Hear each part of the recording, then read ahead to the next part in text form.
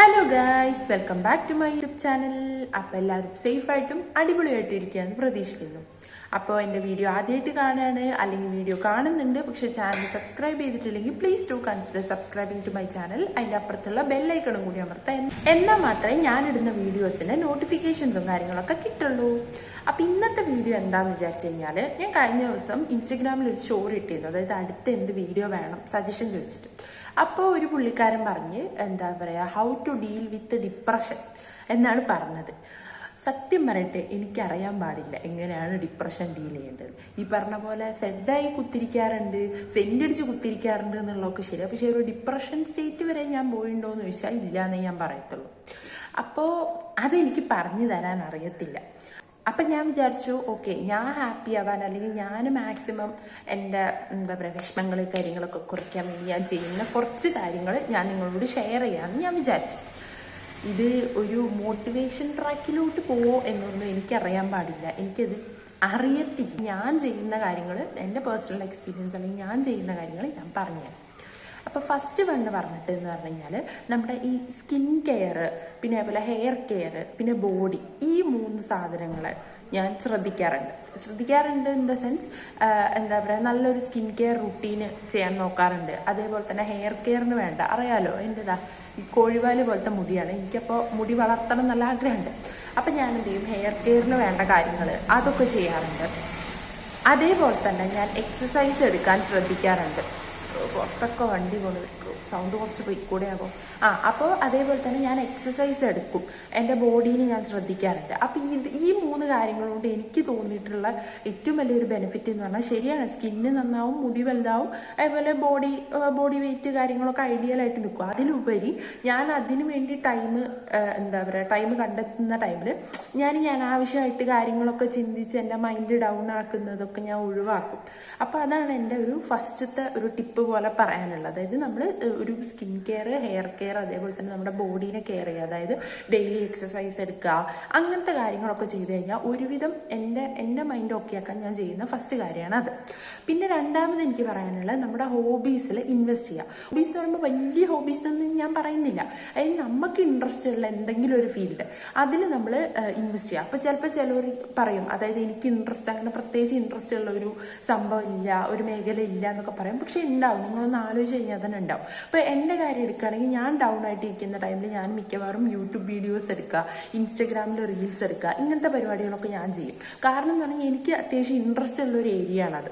അപ്പോൾ അങ്ങനത്തെ കാര്യങ്ങളിലൊക്കെ നമ്മൾ ഫോക്കസ് ചെയ്യുന്ന സമയത്ത് നമ്മൾ വെറുതെ മൈൻഡ് ഡൗൺ ആവാണ്ട് നമ്മൾ എന്താ പറയുക ഹാപ്പി ആയിട്ട് എന്നല്ല, നമ്മൾ അതിലങ്ങ് ഇൻവോൾവ് ആയി പോവും.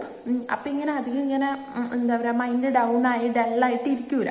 അപ്പം അതാണ് ഞാൻ രണ്ടാമത് ചെയ്യുന്നൊരു കാര്യം, എൻ്റെ ഹോബീസിൽ ഞാൻ ഇൻവെസ്റ്റ് ചെയ്യും. പിന്നെ ഞാൻ ചെയ്യുന്നൊരു കാര്യം എന്ന് പറഞ്ഞു കഴിഞ്ഞാൽ, നമ്മുടെ ഡയറി റൈറ്റിങ്.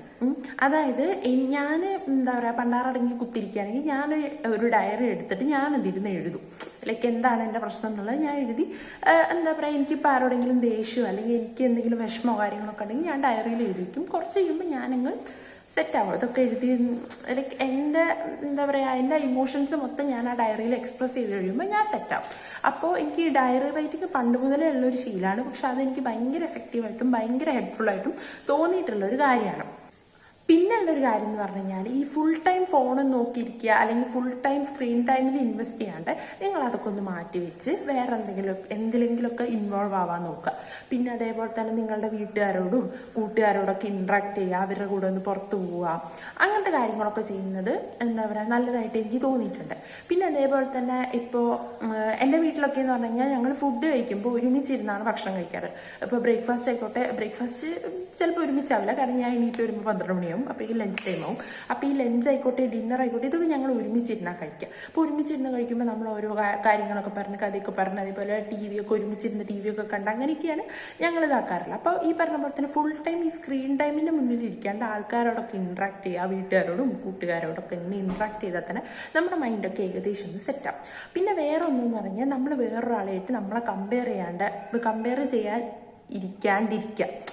അതായത് നമ്മളിങ്ങനെയാണ്, അയാളെ വെച്ച് നോക്കുമ്പോൾ എനിക്ക് അതില്ലല്ലോ ഇതില്ലല്ലോ, അയാൾ അങ്ങനെയാണല്ലോ, അയാൾക്ക് ഭയങ്കര കഴിവുണ്ടല്ലോ, അയാൾക്ക് ഭയങ്കര സൗന്ദര്യം ഉണ്ടല്ലോ, അങ്ങനെ ആയിക്കഴിഞ്ഞ് കഴിഞ്ഞാൽ ഒന്നും റെഡി ആവില്ല. അപ്പം നമ്മൾ എന്ത് ചെയ്യുക, നമ്മൾ അതിൽ കമ്പയർ ചെയ്യുക, നമ്മളായിട്ട് തന്നെ കമ്പയർ ചെയ്യുക. ഞാൻ പണ്ട് ഇങ്ങനെയായിരുന്നു, പക്ഷെ ഞാൻ ഇപ്പം ഇങ്ങനെ ആയിട്ടുണ്ട്, ഞാൻ ഇപ്പം ബെറ്റർ ആയിട്ടുണ്ട്. ആ ഒരു രീതിക്ക് നമ്മളെ തന്നെ കമ്പയർ ചെയ്യുക. അല്ലാണ്ട് നമ്മൾ ഈ കണ്ടവനെ ആയിട്ട് കമ്പയർ ചെയ്യരുത്. ചിലപ്പോൾ അയാളുടെ മൈൻഡ് എടുത്തു കഴിഞ്ഞാൽ അയാൾ ചിലപ്പോൾ ഇതിലും വലിയ കമ്പാരിസൺ ആവും. ഇപ്പം നമ്മളിപ്പോൾ പെർഫെക്റ്റ് ആണെന്ന് വിചാരിക്കുന്ന ആൾ ചിലപ്പോൾ അയാളുടെ കണ്ണിൽ അയാൾ പെർഫെക്റ്റ് ആയിരിക്കില്ല. അയാളുടെ കണ്ണിൽ അയാൾ ചിലപ്പോൾ നിങ്ങളെ വെച്ചിട്ടായിരിക്കും കമ്പയർ ചെയ്യേണ്ടത്. അപ്പോൾ നമ്മൾ കമ്പയർ ചെയ്യുന്നത് ഒന്ന് ഒഴിവാക്കി കഴിഞ്ഞാൽ ഒരു പരിധി വരെ നമുക്ക് ഹാപ്പി ആവാം. അങ്ങനെ എനിക്ക് പറയാൻ തോന്നിയതെന്ന് പറഞ്ഞാൽ നമ്മൾ എപ്പോഴും എൻഗേജ്ഡ് ആവുക, എപ്പോഴും എന്തെങ്കിലുമൊക്കെ ഒന്ന് ബിസി ആക്കുക.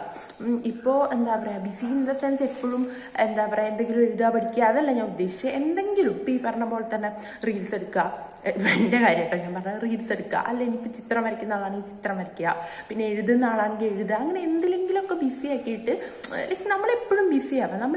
നമ്മുടെ മെയിൻ പ്രശ്നം എന്താ വെച്ചാൽ നമ്മൾ ഈ വെറുതെ ഇരിക്കുമ്പോഴാണ് നമ്മളിങ്ങനെ ഓരോന്ന് ആലോചിച്ച് നമ്മുടെ മൈൻഡ് മൊത്തം ഡള്ളാക്കുന്നത്. അപ്പോൾ അത് അവോയ്ഡ് ചെയ്യാൻ വേണ്ടി നമ്മൾ എന്ത് ചെയ്യുക, എപ്പോഴും എന്തെങ്കിലുമൊക്കെ എൻഗേജ്ഡ് ആയിട്ടിരിക്കുക. പിന്നെ മനുഷ്യന്മാരോട് സംസാരിക്കുക. എപ്പോഴും ഈ ഫോണിൽ മറ്റേ ചാറ്റിങ്ങും കോളിങ്ങും ഒഴിവാക്കിയിട്ട് നേരിട്ട് കാണുന്ന ആൾക്കാരോടൊന്ന് എന്താ പറയുക സംസാരിക്കുക, ഒന്ന് മനസ്സ് തുറന്ന് സംസാരിക്കുക. പിന്നെയെന്ന് പറഞ്ഞു കഴിഞ്ഞാൽ നമ്മളെപ്പോഴും നമ്മുടെ ഒരു എന്താ പറയുക കഴിയുന്നതും നമ്മളെപ്പോഴും നമ്മുടെ ഒരു എനർജി ഉള്ള ഒരു സൈഡ് പുറത്തേക്ക് കാണിക്കാൻ ശ്രമിക്കുക. എന്ന് വിചാരിച്ചിട്ട് നമുക്ക് സങ്കടം ഉണ്ടാകുമ്പോൾ എല്ലാം ഉള്ളിൽ ഇങ്ങനെ ഒതുക്കി പിടിച്ച് വെക്കണം എന്നല്ല ഞാൻ പറയുന്നത്. പച്ചയ്ക്ക് പറയാലോ, ആരും ബോധേഡല്ല. അപ്പം നമുക്കൊരു വിഷമമുണ്ട്, നമ്മൾ വേറൊരാളോട് പോയി പറയുമ്പോൾ അയാൾ ചിലപ്പോൾ കേൾക്കുമായിരിക്കും, നമ്മളെ സമാധാനിപ്പിക്കുമായിരിക്കും. അത് വിചാരിച്ചിട്ട് അയാൾ ഫുൾ ടൈം അത് ആലോചിച്ചിരിക്കുന്നതായിരിക്കും. നമ്മുടെ വിഷമം നമ്മുടെ മാത്രം വിഷമമാണ്. അപ്പം നമ്മൾ എന്ത് ചെയ്യുക, നമുക്ക് അത്രയും പറ്റില്ല എന്ന് തോന്നണമെങ്കിൽ ഒരാളോടോ രണ്ടാളോടോ ഒറ്റ മതി, അത്ര പേരോട് പറഞ്ഞാൽ മതി. അല്ലാണ്ട് ഇങ്ങനെ നടന്ന് എനിക്കിങ്ങനെ ഒരു ബുദ്ധിമുട്ടുണ്ട്, എനിക്കിങ്ങനെ ഒരു വിഷമമുണ്ട് ഇങ്ങനെ പറഞ്ഞുകൊണ്ടിരുന്നു കഴിഞ്ഞാൽ അങ്ങനെ ഇരിക്കത്തേ ഉള്ളൂ. അവരിപ്പോൾ എന്താ, അവർ കേൾക്കും, അവർ നമ്മളെ സമാധാനിപ്പിക്കും, അവർ പോകും. അല്ലാണ്ട് അവരിപ്പോൾ അത് കെയർ ചെയ്യാനൊന്നും പോണില്ല.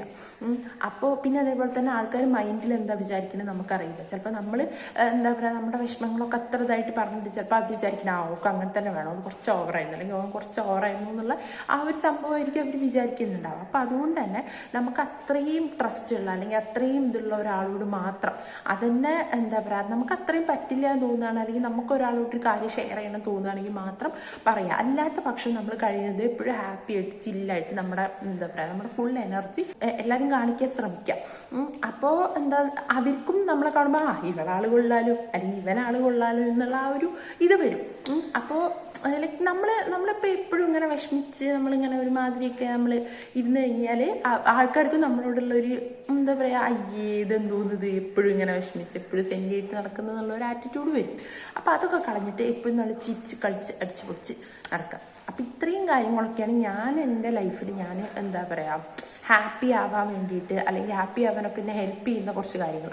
മഴ പെയ്ത് അപ്പോൾ ഹാപ്പി ആവാൻ എന്നെ ഹെൽപ്പ് ചെയ്യുന്ന കുറച്ച് കാര്യങ്ങൾ. അപ്പോൾ നിങ്ങൾക്ക് ഇതിൽ നിന്ന് എന്തെങ്കിലുമൊക്കെ ഹെൽപ്പായി ഉണ്ടാവും എന്ന് ഞാൻ പ്രതീക്ഷിക്കുന്നു.